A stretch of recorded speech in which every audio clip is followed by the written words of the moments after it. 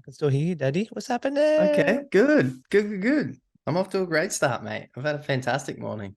What'd you do? I got up and did my morning routine, did like a 30-minute meditation, which is a long one for me. Yeah. And What do you typically do? typically I will start with breath work and just tune into the body, see what's happening inside of the body first, and Yeah. then give the body what it needs. Essentially, like if I feel the need to cultivate some energy internally, I'll do some upregulatory breath. And if I don't, I'll just focus on normal circular, consistent breathing, connected breathing. But this morning, I've been watching this documentary of these brothers in Hawaii. They're pro surfers, and pretty cool dudes, like super inspiring dudes. And they do these morning protocols, and I was like, I'm gonna give this a crack. And I've been inspired by Alan Watts and some other philosophers of late, and they do these, like, someone's put together, really creatively put together, these meditations with these philosophers talking, but also a meditation practice. Yeah, right. And I've been super inspired by that and Alan Watts. And so I put the two together this morning and found myself in a deep meditation for 30 minutes. So is it kind of like guided by like some of their philosophies are in part of the guided meditation? Is that right? Yeah, so this one with Alan Watts, he starts guiding the meditation, and about 10 to 15 minutes in, you're already in a state of like surrender, and he just continues to talk through that. Not crazy amounts of dialogue, but just his voice and his ideas are so straightforward and so profound that it nurtures the progress that you're having inside of the meditation. Yeah. And I find myself like it's like I'm waking up when I finish. It's like I'm waking up. I'm Yeah. awake the whole time. Like But you yeah, rested. yeah, it felt You good, heard man. of It was good. have you heard of Dr. Wayne Dwyer? No, I haven't. So he's an OG self-help guy. But like not in a you know how some of them old school self-help people are like a little bit cheesy and a little bit like gimmicky. Mm-hmm. Um it's kind of it's not like that. Like the guy's being like sort of preaching that message around meditation and mindset for he's dead now, Mm-hmm. but he was doing it for a long time. And he wrote an amazing book that I finished recently called How to Manifest Your Destiny. Mm-hmm. And it's a really, really well put together book. Just Mm-hmm. like it's a very simple read. And he's got like an incredible amount of energy about him, and his message is very clear. And he practices and communicates this type of. He's done like a lot of research into like the afterlife and gods, and um, he started doing this meditation. Like, so he'll meditate on like it's a lot of visualization, manifestation kind of stuff, right? So, but he doesn't. What he teaches, it's like not manifesting the items; it's manifesting the feelings that them items would bring. Mm-hmm. So it's like it's not like we're not trying to manifest money; we're trying to manifest the feeling that money would bring, or like which is like a sense of freedom or a sense of stability. So it's like he spends time on yes, but so like during his meditation, so he does there's a 20-minute practice in the morning and a 20-minute practice at the evening, and they're both different. But the Mm-hmm. first 10 minutes of the morning one is like it calls it an R meditation. And it feels a bit fucking retarded when you first do it, to be honest, because it like you spend like it's a big deep breath in, and then it's exhale, which is a very simple movement. And it's a very natural, but it's just like, uh, Mm-hmm. and and so he'll do that for the first 10 minutes, and then he'll do the later 10 minutes in silence. Mm-hmm. But he talks a lot about like visual, like the third eye. He's like visualize that and manifest through that third eye, like the feelings that you want to acquire. Yeah. And it does sound a little bit fucking dorky and cheesy as I'm talking about it, but without context. But it's a really, really powerful book. And there was one thing that sort of stood out to me, but like when you go through, like there's so many different gods um that people worship. Okay, like so you got like there's fucking heaps of but it's like there's a common thing in all of them is they all like when you say the word, there's always like an R in like got like there's always an R word or like the similar phrase in all of the words. So Mm-hmm. like I think that like his thought was that all like thousands of years ago when people were trying to communicate and talk about like a god, it was just all different sounds, but they're all kind of the same thing. Yeah, man. Like those sounds, like sound carries vibration, right? Like, and this is why sound healing is so profound and has such a massive impact on human biology. And if you take the Polynesian culture, right? The Hawaiians. So ha means life force. Uh, And most of the language around the Hawaiian culture has ha or ah in it, like aloha, yeah. Hawaii, mahalo, and it's like that. And then you go on the Mayan culture, very very similar. You go in Krishna culture, very very similar. And I, what I understand is what we're alluding to is this idea or concept of God or a God or deity. And the concept of the God or deity isn't that there's a higher being. It's not a being of such, much rather an energy or frequency of energy that is the guiding force of our realities or how we are navigating these timelines, right? And I think these sounds and meditations clear our channels, so our energetic bodies, they clear the bodies and then turn the dials up so that we can see, access, and experience these alternative states of consciousness, is what we're calling it in science-based literature. But really, we're clearing the energetic channel so that we can pick up on more information. And it doesn't just stop there. Like I've been talking about this week actually with a lot of other coaches and some of my clients. Like when people are preaching this idea of healthy eating, right? The main idea or outcome we're looking for is something to do with the physical being, right? Like if we eat healthy, our physical representation will be healthy as well for the most part. Like how you look or how you feel? Like, is it like a visual? Good point. So it's like it's a visual aesthetic piece, right? Yeah, Because none of us want to be fat because that yeah. brings a certain amount of negative vibration and depression and mental health issues. And we don't want to feel like we're not functional, whether that's being able to get off the couch or be able to play with your kids or go to work. So there's like, and this was the point to my video the other And day no one wants to be around super skinny either, right? Like you don't no want to one be. wants to be no, because there's an idea that that's inferior or that Yeah, I'm not a conducive part of society if I'm like malnourished and yeah. and then you look at the people that really are that skinny and that like malnourished, and there's certain mental health ailments that are applied to those circumstances, and each one's different. Obviously, they have their own variables. And this is the point to my video the other day around you cannot access good mental well-being without the physical, and you can't access the physical without the mental. But it goes one way, like it can't happen the other. So you can't have a good physical and not a good mental, but you can have a good mental and not so much physical. Yeah.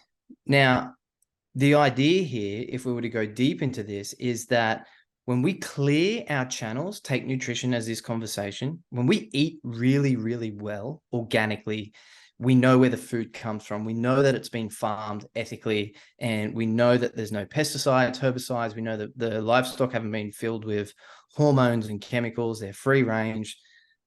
All of those aspects, that allows our body to operate at a frequency where we are clearer, meaning that all of our senses, because we are sentient beings, all of our senses are heightened. So if we're eating really well, drinking clean water, and moving the body, we can focus deeper. Our problem-solving abilities become more advanced. Our communication skills become more articulate and diverse. Our focus and our energetic levels, even our libido is all improved just by clearing these channels. And so to bring meditation, to go full circle, bring meditation or mindfulness practices into the start of your day instead of getting on the scroll, blue light, fucking social media, fed bullshit, drinking coffee first thing, eating straight away, not giving your body an opportunity to wake up and then be able to clear the channels. This is why it's having such a massive impact. And for the most part, people think, oh yeah, like you just said, like these mindfulness practices or meditation sound a bit kooky. They do to some degree until you actually do them. And then you start to feel the byproducts throughout the week. And you're like, I am fucking killing it this week. Why? Because I'm doing these things. I'm clearing the channels. Isn't it, sometimes, and it's really interesting because like there's really only two scenarios where like I feel it at a really high level or I've felt it at a really high level. And that's when let's check in that camera. That's when I'm running, or like I'm like sort of 7K into a run or 10K into a run, like when your body's warmed up and you're feeling good. There's like they call it the runner's high, right? But there's like that feeling that is like almost, indescribable and hard to explain. Unless But you're also doing it. too, the other feeling, I can still acquire that feeling through fasting as well. So like if I fast through the morning, I have like there's like a clarity in my mind and a sense of focus, especially if I add music to that. So if I add music to it, and I could be working headphones on, just like deep into, again, like there's sounds, right? There's sounds that make us feel differently. And it's a beat, it's a The treble, like, resonance. yeah. And it's like, Yeah.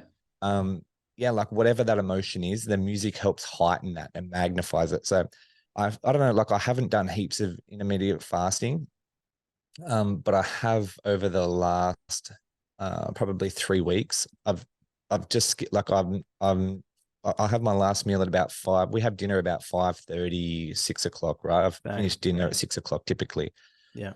And my next meal is at 12 o'clock the next day. But I'm not really like I'm not like I'm not like hanging out for food. Like I'm hungry. But like I could go further. Like I think a lot of the time is that well, definitely like we eat because it's the time to eat. Like it's breakfast time, it's lunch time, it's dinner time, it's morning tea time.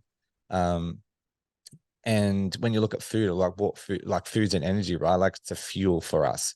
And if you're not super active or like you don't need extra fuel, then yeah, like I don't think you need to necessarily eat 5 or 6 times a day, right? Like it's just to supplement whatever your output is and to replenish. Yeah, that's right. Food is fuel, right? Like we're fueling our bodies to be able to live, but for the most part, people are in a state of survival. So because their nervous systems are so upregulated, they believe they're hungry because their metabolism's burning so fast because of the amount of stress in their body.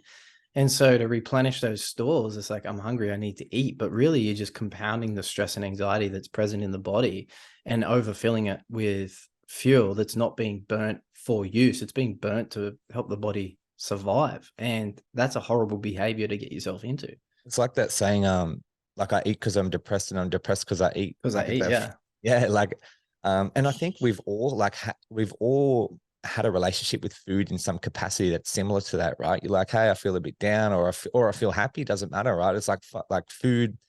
There is there's an emotion behind food. Like we indulge with family or friends or loved ones, and like it is ceremony if without even really identifying it, but it's a really fine line between like I know, like you could have something and then instantly feel like you almost regret it. You're like, fuck, like Oh, yeah.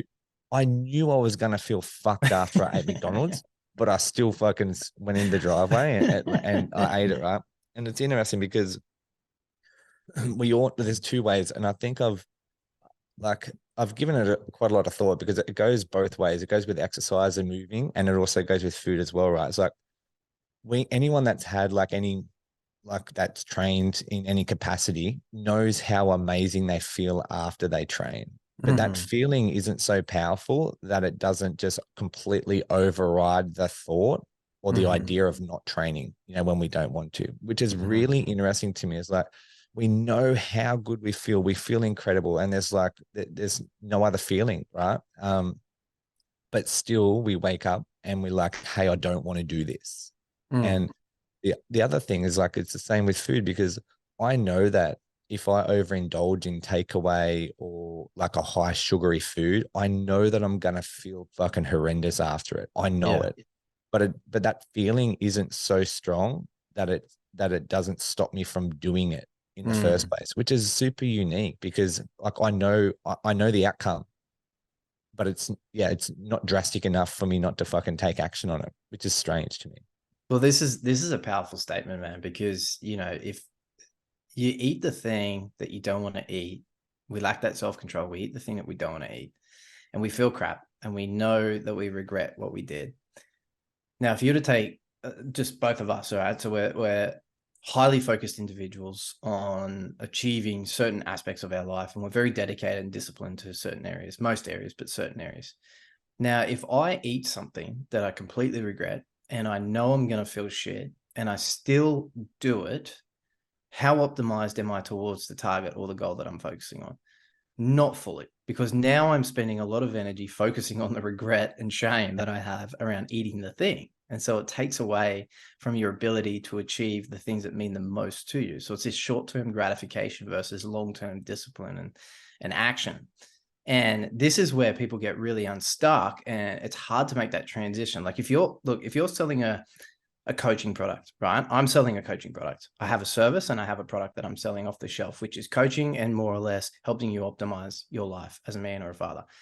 Now, it's easy for me to say, do this, do this, do this, because I've done it and I've experienced and I know the outcome. And there's millions of people out there that'll tell you the same thing, had the same success. But for somebody who's not living that and consistently making those bad choices, it's very difficult to understand what lays on the other side, because they're getting that dopamine fix from the short-term gratification that they're having, and then they're living in this identity and or energy that is like telling them who they are. So it's like, okay, I'm this guy. I know I'm making bad decisions. I'm seeking help, but right now, this is allowing me to be who I am, and allowing me to understand who I am, because I know that I can do this. Like I can go and eat that shit thing in the morning because that's what I do. It's part of my program. And it's very hard to move beyond that identity, because it does take practice, it takes discipline, and it takes experiencing and embodying the outcomes before you can actually make the transition. But it can't happen without making the transition.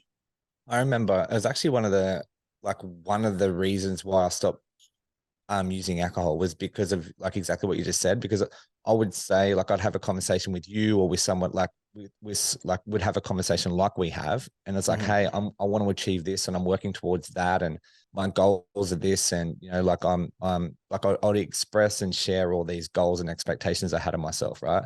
And I was like, yeah, that's cool that you're doing that, but like none of your fucking actions right now are like helping or guiding you to achieving that goal. So it's Yeah. like, it's really hard for you to achieve all these things if you're still getting fucking drunk 4 nights a week. Yeah. Like at the fundamental layer, it's like, in order for you to do that, then you have to stop doing this. And I sort of just reflected and I was like, wow, look, I'm saying all these things that I really do feel and mean, but none of my actions are matching that. Like Yeah. it's like you can't reconcile it. Your actions just don't fucking match your words. And then when I realized that, and stopped drinking, then all of a sudden I was like, oh wow, like I am now much more of that person that I've been saying that I am, and I've been telling myself that I am. Like I'm on the right path now, and that's how I felt too. Like especially when business started to like scale and grow, I was like, wow, this is exactly what I have always felt like I should be doing. Mm-hmm. But the biggest there was a lots of things that were in the road of that. But a lot of them were the actions that I was taking, that were just going against who I thought who I was, like deep down.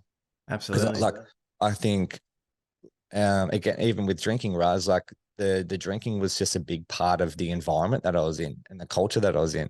And when Mm-hmm. I removed myself from that culture and environment, then it was much more simpler for me to be able to not drink. It was it's extremely hard. It would have been extremely hard for me to like go 2 years without drinking if I was still in that exactly the same environment, because Yeah. I'm not it's a false identity with myself. It's like, fuck, this isn't even me. Like, I Yeah. don't want to be a coal miner, but I'm fucking stuck here in this bubble. And Yeah. then it's easy to drink and it's easy to do what everyone else does because you're not even who you are. Like, you're not being genuine to yourself. Right. Yeah. The environment's signaling your behavior, right? Like Yeah. the environment and the social settings are signaling behavior. And that happens every day. Like we are signaled by our environment. And for the most part, most people don't know how to regulate or control that or be the buffer between the environment and themselves.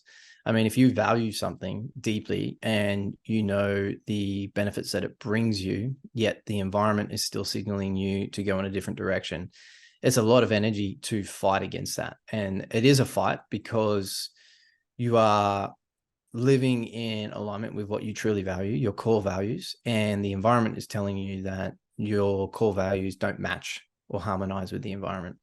And this is where people really struggle with disconnecting and saying goodbyes and being like, no, I need to remove myself from the environment because it's not conducive to my path of what I'm trying to do or where I'm trying to go.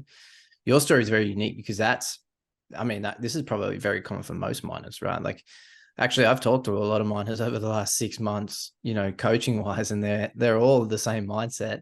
Some really enjoy it. Some really enjoy what they do, and it's powerful. And I can see it in them that they do really enjoy it. Yeah. And for the most part, they're pretty disciplined in their practice. They're like, no, I do this because I love it, and my lifestyle is pretty healthy as well. And it is, but Yeah. a large percentage of miners or FIFO is like, this is the environment that they live in, day out. And even when they're not living in that, let's say they're 7 on, 7 off, the 7 off, their patterns of behavior are still reflective of what they are consistently doing. And so even when they're home, they're still drinking because their biology is trying to keep up with the day-to-day, schedule. And so they're still drinking. They're still, not sleeping as well. They're still searching for that next element that's going to tell them or enforce the narrative around what their identity is. And that's where a lot of people come unstuck, in their environments. But it's such a difficult notion to move beyond because you go anywhere in life right now and the environment will signal you to say that what you're doing is incorrect. Like you getting up at 3 a.m. to row half a marathon or run half a marathon, your township, just to put it in perspective, your township would be like, who is this crazy motherfucker? Yeah. Who is Yeah. this dude? He's super unique. He's weird. Like he does these strange things because that's the environment, Yeah. and it's not to overgeneralize, but that is factual. Like no matter where you go, you live in the city or metropolitan area, you wake up, there's cars, there's traffic, there's sounds, there's sirens, there's all of these things. And someone's nervous system's already like survival mode. Let's go. It's interesting to touch on them sounds and stuff like that too. Like one of my like I have like a fucking war against light pollution at the moment. Like Oh, it frustrates me, yes. bro. Like it's like if I see like a Yes. street light or like there's a fucking glimpse of light coming through my window, like it makes me cranky. Like like it's almost fucking negative, right? It's like what the Yeah. fuck's this light doing here? And I think like there's a lot. I live in like a small community, right? Like the light pollution around me is not like the light pollution exists of like one street light, like Mm-hmm. but like some people, like I stayed in Sydney through the week the other day, and there was lights everywhere. Like Mm-hmm. you can't see the sky, man. Like and that's that these guys don't understand. Like they've never experienced like what the stars can look like on a really dark, clear night Yeah. when you talk about your senses and stuff like that as well, is like there is always that there's a like that bird cheeping or that car squealing or the tree brushing up against the colorbond fans. Like there's always these noises and they all take an element of energy or they take away from like they're so noisy subconsciously that you don't even identify it, but like they're taking away other positive thoughts. Like whilst ever you're Mm-hmm. thinking of like that noise or this, because like a lot of them noises as well, especially at nighttime, your body is in like a default safety setting. So Yeah. like if your family is in a bed and sleep and you hear a noise outside, it's like, is everyone okay? And Yeah. like, is someone trying to harm my family or get into my home? And like that takes there's an element of energy, right? And if you and there's like fucking noises everywhere or there's light coming through, like yeah, it's hard to sort of fucking chill out and find a happy medium place. I remember, dude, when I was running, um, my senses were so especially at nighttime. Like I noticed this like sorry, early in the morning when it's dark, because I can't see beyond, say 30 meters or 40 meters. So it's like I can only see like my direct bubble. So nothing is taking my energy away from what's happening in my immediate circumstance.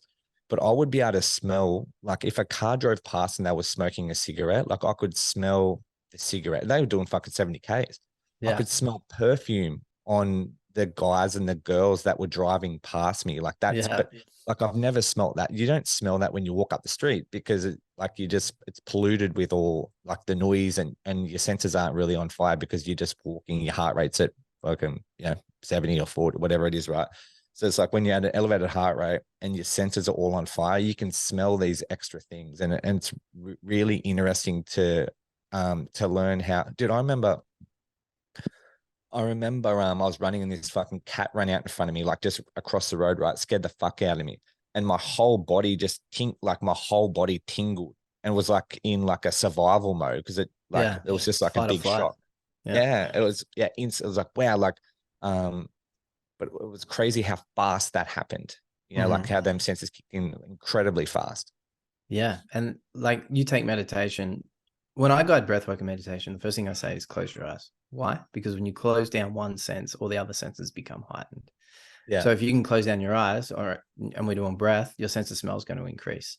yeah, Your sensitivity to ambient temperatures and the environment are going to increase. You're going to be able to pick up on if somebody's around. If you ever had your eyes closed for half an hour, yeah, you can feel when somebody walks in the room because your yeah, skin tells you that, right? yeah, And actually, what's super peculiar around the sound aspect is like, for me, okay, like my goal is to buy a property, 100 acres, off grid. Like this is what I want, what I'm going to achieve. Now, when I think about that, all of my day-to-day life is directed towards achieving that thing. Right? It's not an outcome, it's just a desired path that I want to walk.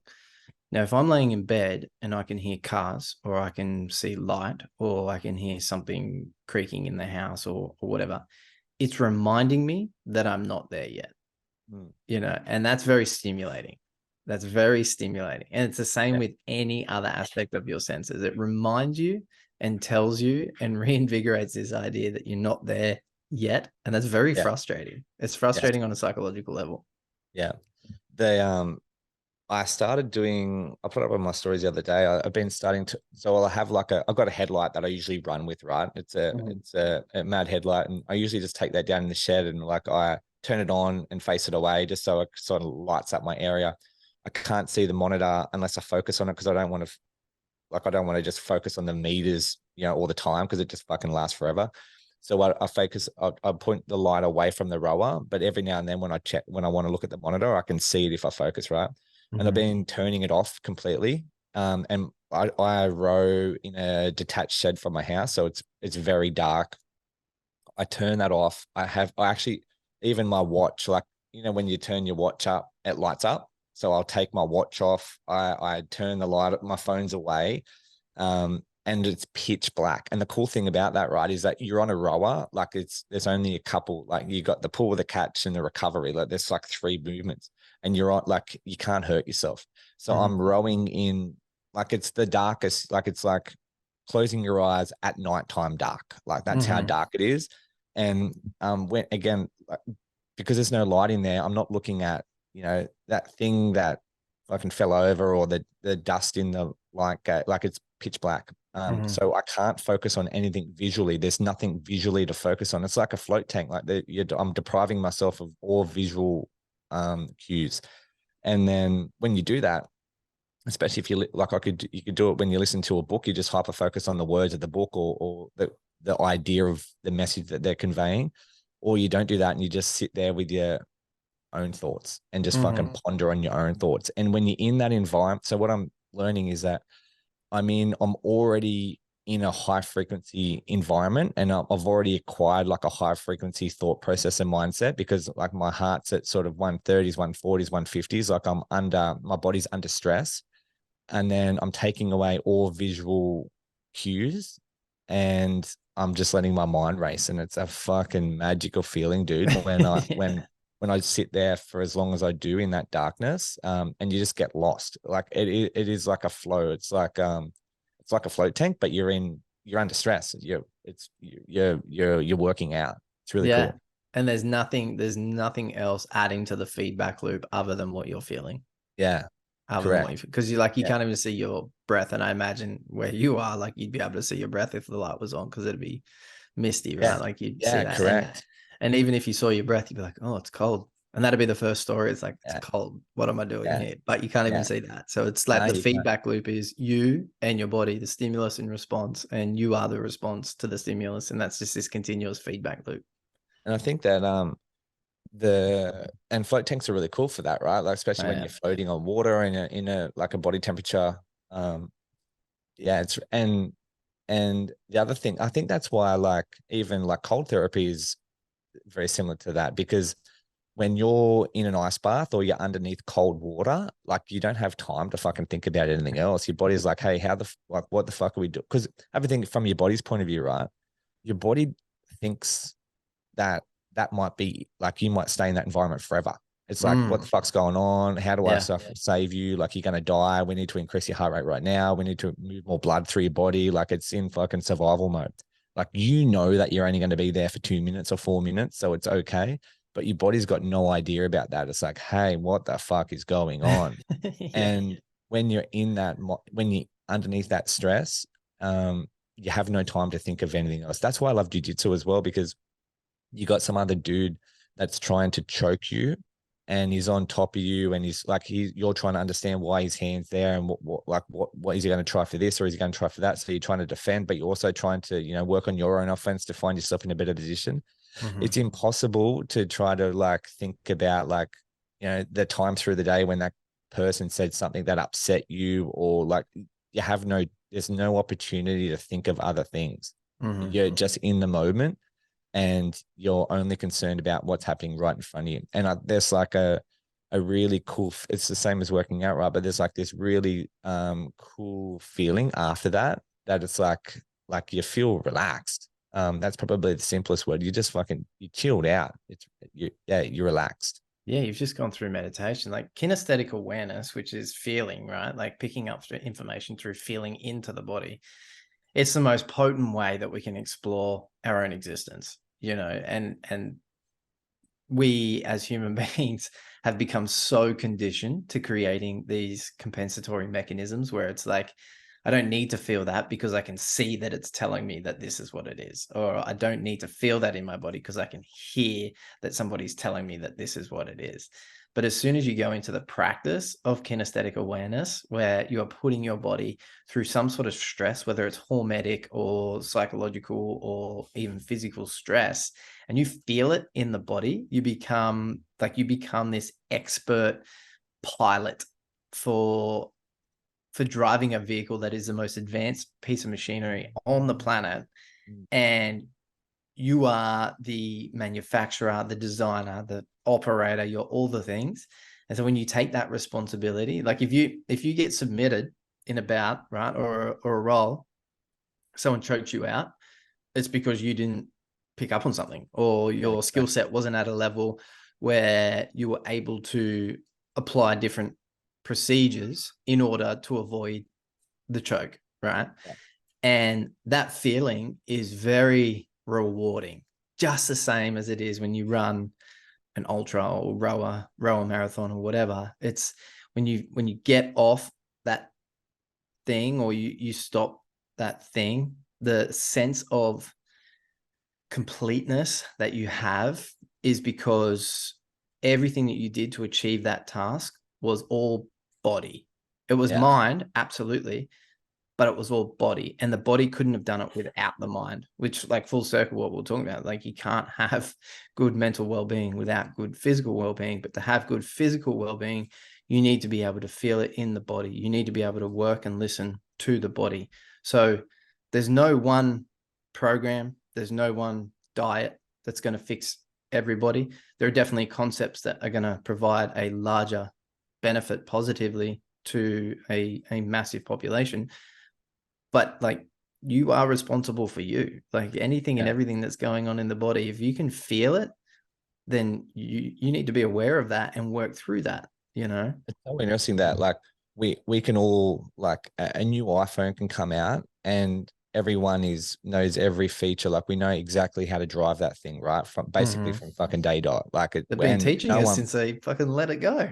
yeah, and it's like we know so much about these other technologies and the most powerful, the most the most expensive hardware in the world is us as humans, right? The Mhm. most expensive software in the world is our minds, our brains. But it's like we all have them in some capacity. But it's like the thing that interests me is like why can person A achieve and accomplish so much more than person B when their bio is basically the same?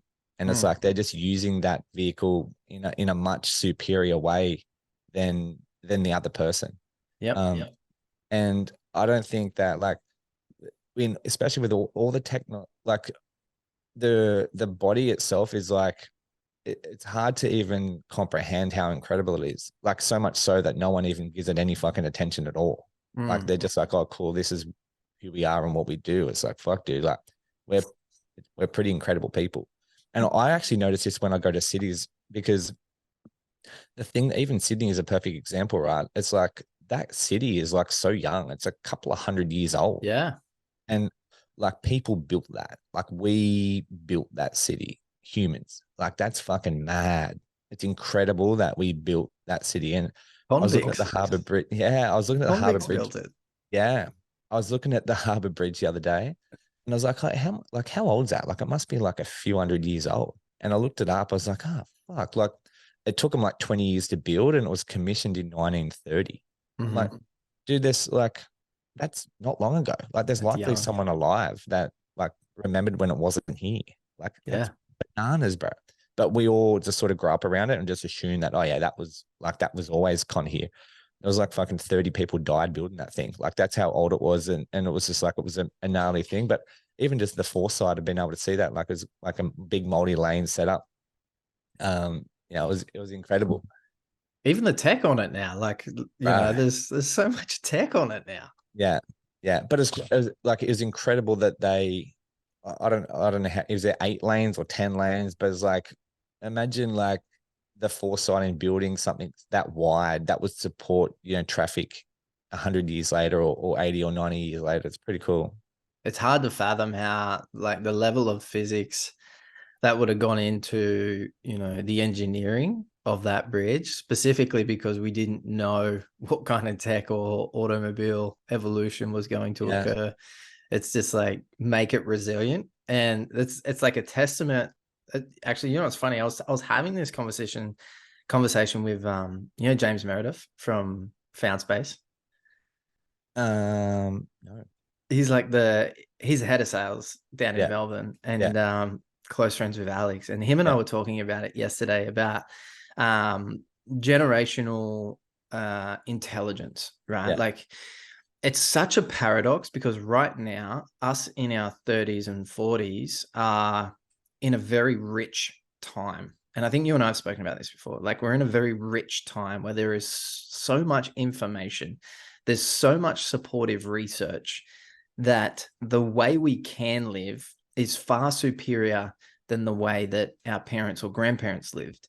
And the paradox is that our grandparents and parents were just fucking resilient. And yeah, it's so conflicting because they've survived from 40s, 50s all the way through now to the 2020s, and they're still here because of that resilient mindset, not because of the applications to health and wellness that we know and practice, yeah, which correct. means that people in their 20s now are going to live beyond 100. In years to come, we're going to see a higher percentage or population of people living beyond 100 because of the information that we have. But once again, the paradox is that these people were so fucking resilient. Yeah, And you look at the infrastructure, technology, and things that made life easier back for those generations, it too is resilient. You take the Volkswagen, right? A German built automobile they have not evolved the schematics of how to run an automobile like they have since the World Wars. Like Yeah. the operating system for a VW, Beamer, all the subsidiary brands and companies that relate to that are directly correlated to the way they used to run the tanks in the Yeah. wars. And those were some of the most resilient pieces of machinery they had during the wars, right? And they were nearly untouched. And they haven't made too many changes. Yes, technology is advanced. There's more computer hardware going on inside the car itself, but the running system is very, very similar. And it's something that we can adopt. And I believe us in our mid-30s, like 30s to 40s, have adopted essence of resilient mindset. Definitely. I know for me, myself, I've adopted a resilient mindset based upon who I was raised by. And I'm also in an advantageous position because I also have all this other information. So when you collectively put together a resilient mindset with science-backed literature that works, like that is a very strong component. But there's like this gap where, you know, people are still suffering and struggling because they can't find the ledge that they want to stand on. So I have this thought, right, that I still think we get to witness that now. I think that like kids, for example, are extremely resilient. Like children are very resilient.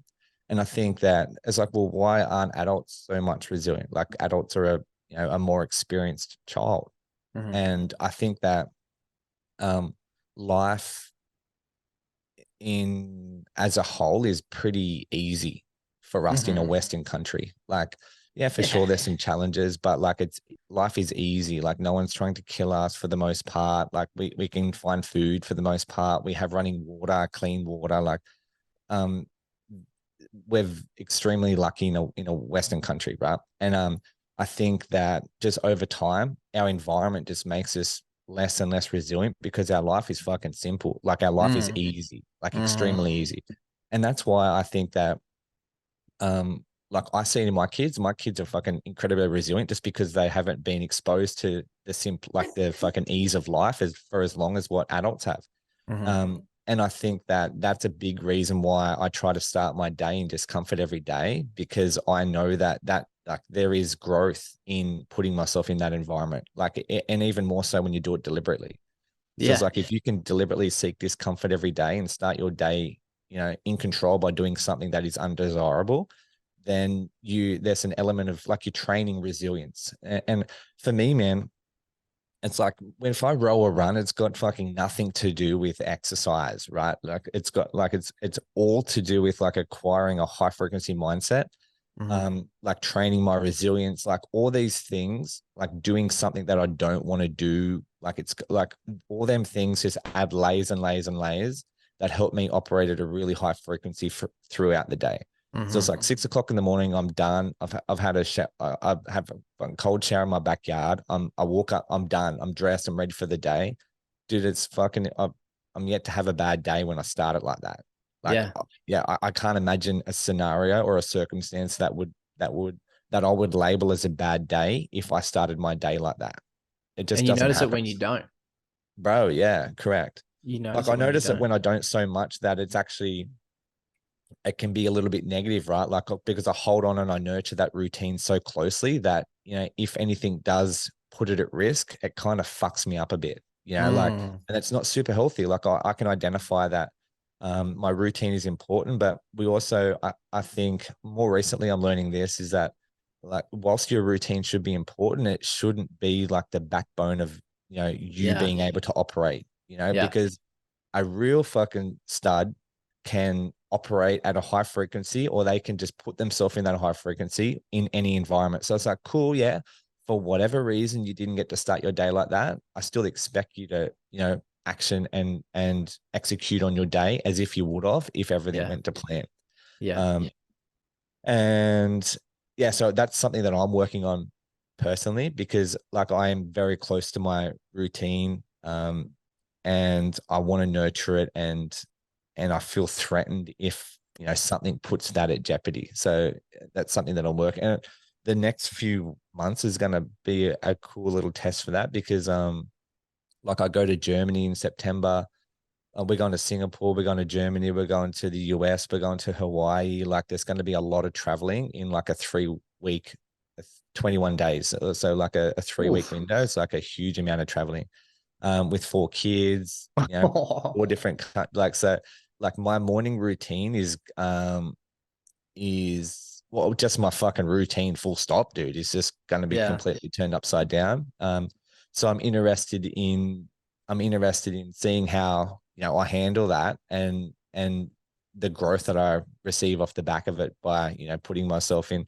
And again, it was like when even when like the temptation of not to take all the kids on this trip, you know, it was like it was there. It's like, are we I fucking bet. stupid? Yeah, it's I like, bet. are we fucking retarded? Like, what do we do? We're going to travel around the world with 4 young kids. Like, and then I was like, for me, it all come down to as like I feel like this opportunity is like so important for all them kids. It's like going to change the whole direction of their life. Yeah. Like when they get to go to Singapore and see Singapore, when they get to go to Germany and hear people talk in German and see what is in Germany, and then we go to cut like there's going to be so much again feelings. There's going to be so much visually. There's going to be so many senses that they're going to be able to experience. That's Hmm. going to change the whole perception of what life is and like Hmm. how big this world is and what they can do if they apply the things, you know, that they learn or you know, the things that they experience. So again, for me is like there's going to be things that don't go to plan.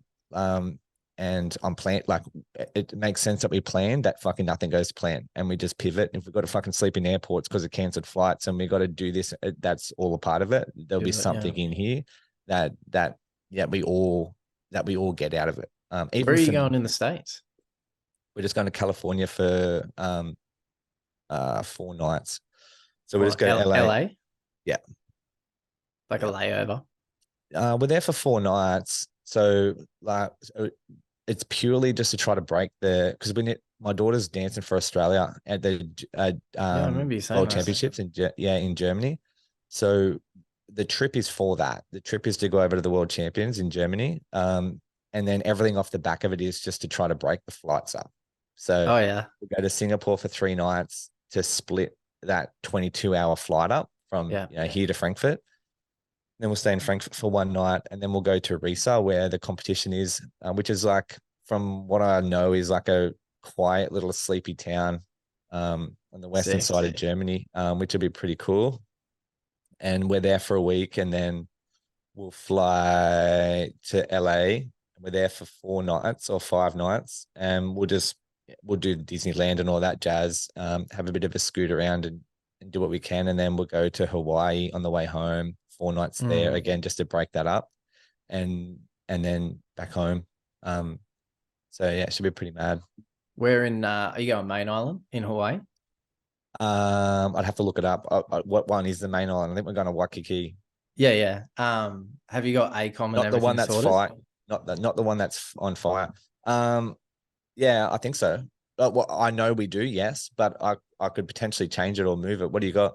So two things. I'll link you up with my homie in LA. He runs he's owned and operated this gym. It moonlights as a gym, really. It was an old mechanic garage and he turned it into a gym. But really it moonlights as a gym because he's a leadership coach and mentor, and he's one of the Yeah, best in the world. They're in Venice. I'll link you up with him if you can get some time just to grab a quick coffee with him, like yeah. just to be How in his far is that presence. from LA? How far is that from like LAX, like the airport? Fuck, we were there in 20 minutes. Yeah. Well, I've got a car Very, too, very, so I'll be able to do that. I've got a yeah, car for yeah. 5 days. So drive down there. I'll link you in with him to go catch up. Um, fuck man, just to be in his presence is phenomenal. And Like that'd be he's a mad. phenomenal human. And then in Hawaii, we have a contact who he left the military and invested in property, and then he started Airbnbing them, and then from there scaled and grew properties to cars as well, and then from cars he went to like experiences. So he runs this like full package of like you can get an Airbnb, hire a car, and get like sups and canoes and all the Yeah, wow. things and creates an experience. But he's a He an Aussie guy? phenomenal. No, he's American. He's an Yeah. American dude. Phenomenal dude. and I'll link you in with him too. Super easy to get cars. So they've got a platform over there, which is in Australia now. It's called Turo, and it's like Yeah. Car Next Door, UberX, or I'm Uber, actually sorry. watching it really closely. I'm watching that company really closely because I look at it very similar to like Camplify, and Camplify sort of popped. Exactly the same. Um, yeah, Exactly the same, man. And we got an Audi SUV from him, picked it up, and then he told us about all the accommodation thing. We'd already booked accommodation and got something on whatever we did. And then he's like, next time you come back, or whenever your friends come back, let them know. I'll discount everything. I'll look after you. Love what you're doing. Yeah, just a really good dude. So I'll link you up with him yeah, that'd too. be mad. And yeah, That'd be mad. Turo's cool, Even man. yeah, yeah, Turo's Turo. Turo is Yeah. really So cool. I've been watching it. Like it's obviously big, like outside of Australia, but I've been watching it Mm-hmm. really closely because I think there's a really unique opportunity for again for me it's like I like nice things and it'd be like my two eldest boys are fucking obsessed with Lamborghinis, right? And I was Yeah. like, they love anything Lamborghini. And I said, yeah, like, they're like, would you buy one of these cars? I said, yeah, like, I'll buy a Lamborghini one day. It's like when? Like a lot of the times I'm going to work. They're like, are you going to go to are you buying a Lamborghini today? Because I tell them I need to like work more, right?